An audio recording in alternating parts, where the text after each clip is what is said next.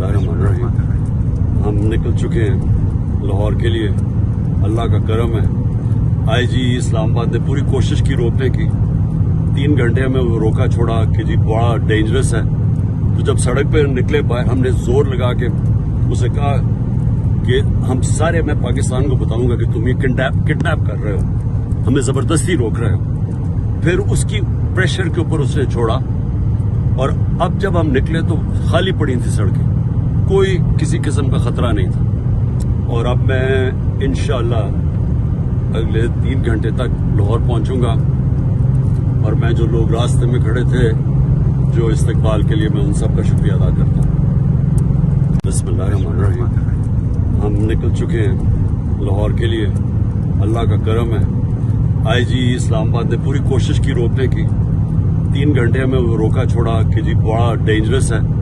तो जब सड़क पर निकले बाहर, हमने जोर लगा के उसे कहा कि हम सारे, मैं पाकिस्तान को बताऊंगा कि तुम ये किडनैप कर रहे हो, हमें जबरदस्ती रोक रहे हो।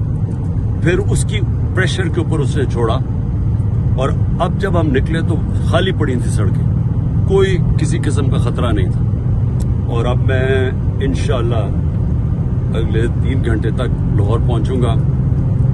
और मैं जो लोग रास्ते में खड़े थे जो इस्तकबाल के लिए, मैं उन सब का शुक्रिया अदा करता हूँ।